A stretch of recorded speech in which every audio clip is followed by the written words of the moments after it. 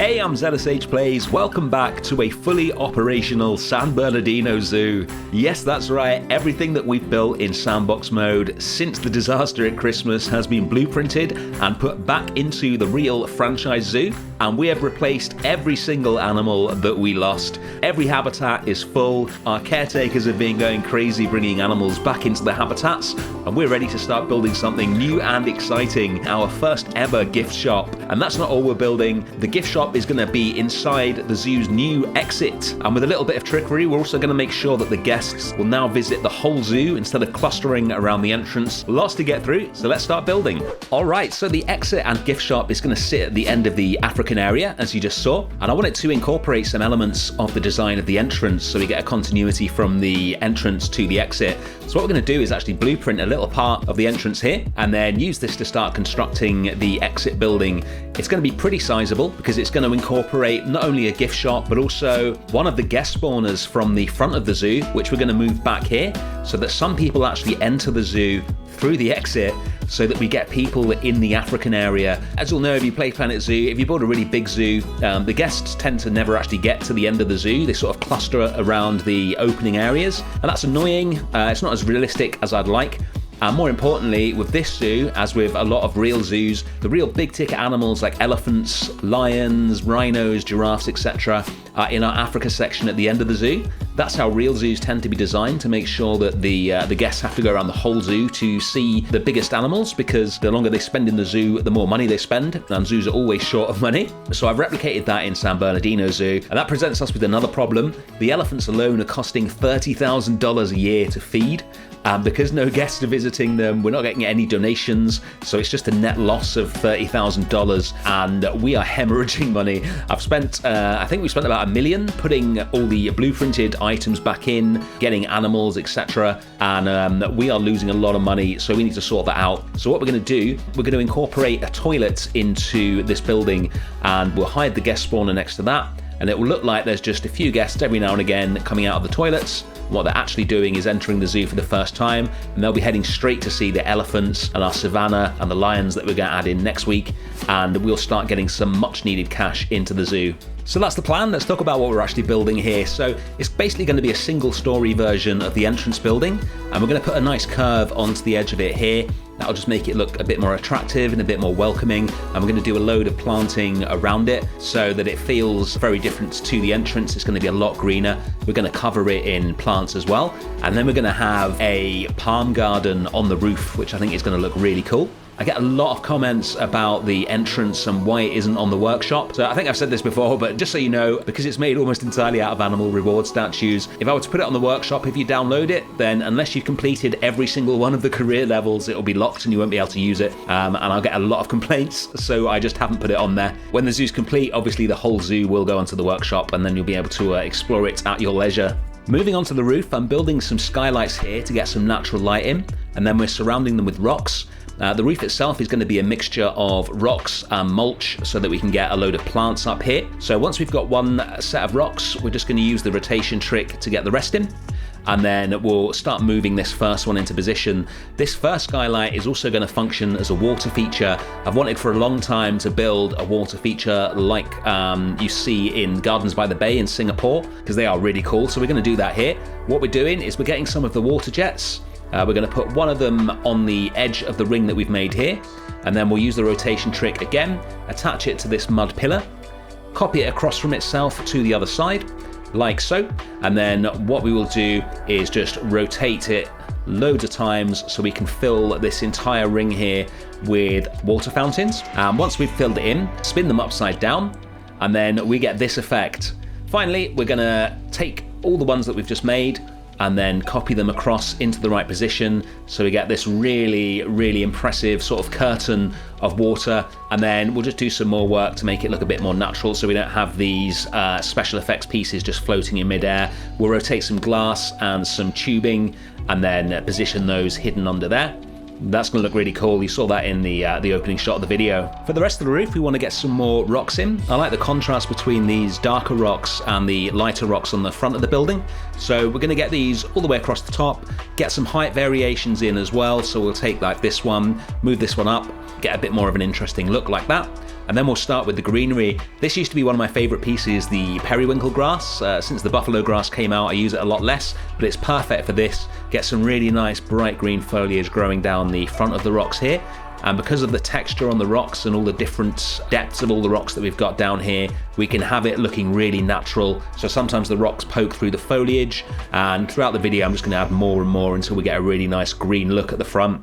Let's get back to the roof and add the last of the rocks in. So you can see I'm leaving areas here for mulch, and we're going to fill those in now. So we just take these mulch pieces and then copy them across to fill in any spaces where there aren't rocks. That gives a nice interesting texture to the roof, and this gives us the space where we're going to be planting the palms. It'll be a mixture of palms and ferns. Palms will be fine up here. One of the reasons they do so well in California is that they don't need a lot of water, they don't need a lot of soil either. We're going to have a ceiling underneath this roof, so even though the soil is only a few inches thick with these mulch pieces, with the drop ceiling underneath it, we can imagine that there's a lot more soil up here than there really is, and you would be able to grow certain trees up here. I can't speak for the exact species that I'm using here, chucking in some ferns as well. Anything that looks vaguely palmy is going to go in here. I've said many times before, I am not a botanist, I am not an expert on that kind of thing, but I've seen things like this in various zoos and other pieces of architecture. I think this is certainly within the realms of possibility. This is starting to look really lush now, so let's move to the inside of the building. The first thing I want to take care of is to finish off this water feature. So we're going to use another one of my favourite pieces, the bronze statue base, and rotate this round to form a receptacle, I guess you'd call it, for the water.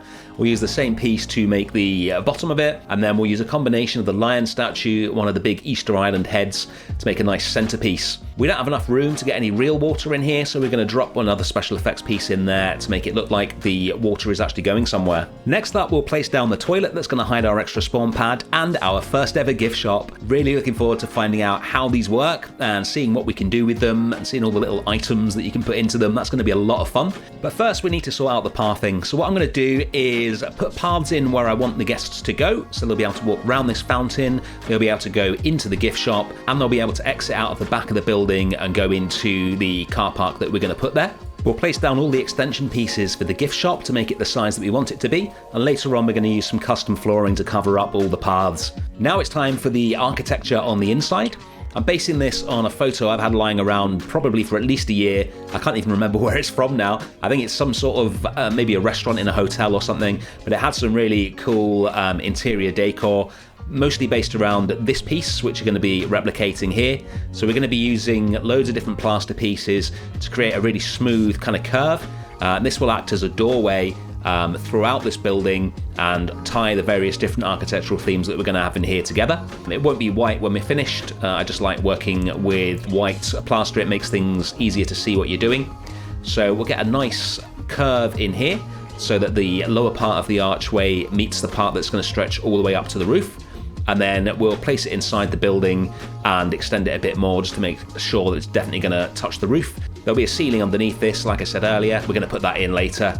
And then we're just going to take this piece and start putting more plaster panels around so that this will fill the building and delineate the different areas of it. This is going to be the entrance to the gift shop, as you can see. And it's all about just getting things in exactly the right place so that we get a really smooth look to everything. I'm going to use some arbor pieces as well. This is similar to what we had in the desert house, but a bit simpler here. Don't want to go too North African with the styling here. And then we'll put in the ceiling that I spoke about. So just very basic plaster.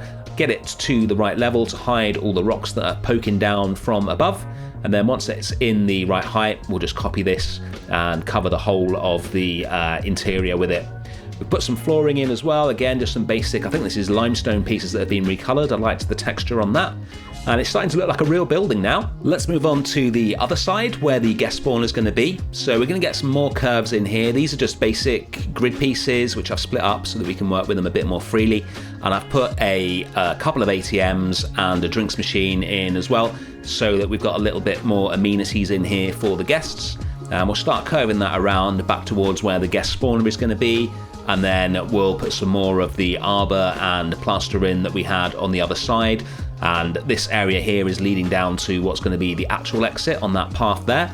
We're going to have another car park in there. I should probably explain how it's going to work as well. So if you cast your mind back to episode 3, I think it was, when we built the entrance, the zoo has a set of coaches which are designed to pick people up from various pickup points in all the nearby major cities and bring them to the zoo because it's far more ecologically sound, and that would be included as part of the guest price, so it'll be cheaper than driving there because you won't have to pay for fuel. So people who've used that service, when they exit the zoo here, will get straight on to the San Bernardino Express and get taken back to wherever they were picked up from.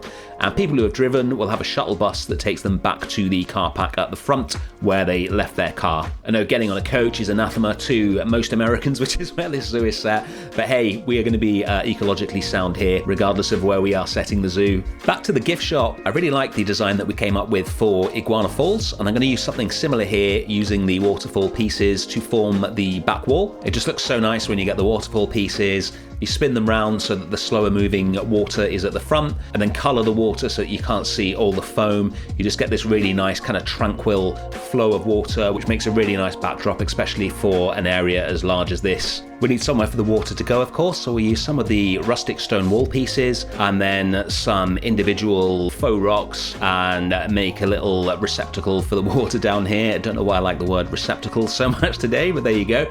And we'll put a few more pieces in here as well, and then another special effect piece, and then it'll have the effect that the water is flowing down and then just sort of splashing into this area here, and then being taken underground and pumped back up to the top of the waterfall. Once we've got that in the right place, we'll put some rocks at the top so it ties it into the ceiling, and then we'll get some presumably fake plants in, although maybe you could do real ones, I'm not really sure. The ivy works nicely for that, and then we'll just copy this down the length of the wall and then put in one of these classic pieces which makes a really nice sort of ledge at the top of the rock wall. And now it's time for Franchise Masters. You may have noticed playing Planet Zoo that we have lots of beautiful lights to choose from, but the vast majority of them, like this European ceiling light here, only give off a very soft glow. You can see the beautiful but very subtle little difference on the rocks as I add them in. But what do you do when you want the lights to actually light up the area that you're placing them into? Well, there's a couple of lights that really do give out a proper light that you can see, the spotlight and the stadium light. All you need to do is take the stadium light, spin it around like so, and then you hide it behind the lights that you actually want to use. And as we turn it on, you can see that you can actually see the light that it's giving off, and it's actually lighting up the room. You can control both the color of the light and the intensity of the light by changing the color and the saturation. And once you've got it looking exactly the way you want, you just slide it behind the light that you've already placed in, and there you go. The whole room is bathed in exactly the light that you want without having unsightly huge lights everywhere. Time to start playing with the actual gift shop pieces now. Really looking forward to this. It's been a long time since we had something completely new to play with in the game. So I've come up with a color scheme based on the pastel colors from the water terraces. I want something fairly subtle so the items themselves stand out. And we're going to start putting together little display racks. I love the way that when you place them in, not only can you choose what's on the shelves, but the game randomizes how they go in so they don't all look the same. I've made a little island here as well. We're going to put one of our fake trees from the hippo habitat into the middle of the islands that we have in the shop, just to sort of bring a bit of nature into the gift shop, which I think will look cool. And we'll get a load of the plushies in here. These are brilliant, really like these. I put so much stuff in here. You'll see in the cinematics at the end what it looks like when it's finished. Let's move on to something else though. The last thing we're going to do is finish off the area where the spawn pad is going to go. So we're going to put a nice little sort of bio wall in here with some of these plant panels, and then a border so it looks nice and three-dimensional. And finally, we're going to drop in some animals. So I want some of the Siamang signs, because you get 3 of them. They're really dynamic, almost like a sort of animation of it swinging along. So we're going to use that and get these going across here. And we'll add some text in later as well. And then we're going to put in something I've been making myself for years, and it's so good to finally be able to just put one into the zoo. It's a glass door, brilliant addition from the last update. We'll get that in there, and then we're going to head on over to the transport hub and grab ourselves a spawn pad. Here we go. This is where the guests arrive via coach if they've used that option, and hidden under these coaches are some spawn pads, which is where the guests actually enter the zoo in the game. So what we're going to do is head underneath one of these coaches, and we will grab one of the spawn pads hidden just under the concrete here. There it is. We'll take that and we're going to move this over to the entrance, put this down right next to the toilet hidden behind this wall, put a ticket gate in, and then a quarter of the guests that come into the zoo will appear on this spawn pad and then walk out of the toilet and into the zoo. And that's the build done. Let's check it out. I love the way it brings to mind the entrance, but the foliage makes it look really different, especially with all the greenery covering it. Let's check it out on the inside. Here's the gift shop. Love how this works. They are tricky to get working. What you need to remember is that the staff need to be able to get to the counter with nothing blocking their way. Make sure there's enough room for them. But I love the way the guests walk around and look at all the different shelves and all the things that you've got in there. I think that looks brilliant. And our guest spawner means that our elephants are no longer just walking around with nobody watching them. We've finally got crowds watching the elephants as they should be. You can see them here. These people's donations are going to get the zoo back on a solid financial footing, I think, and we can finally start making some money and concentrate on building more zoo. So next time we're going to be building the final habitat in Africa. Just time to take a quick look at the Explorers Club monolith before we end. Thank you so much to all of you who've joined. Hit the join button on the channel if you want to see your name on here, and I will see you next week for some more Planet Zoo. Bye.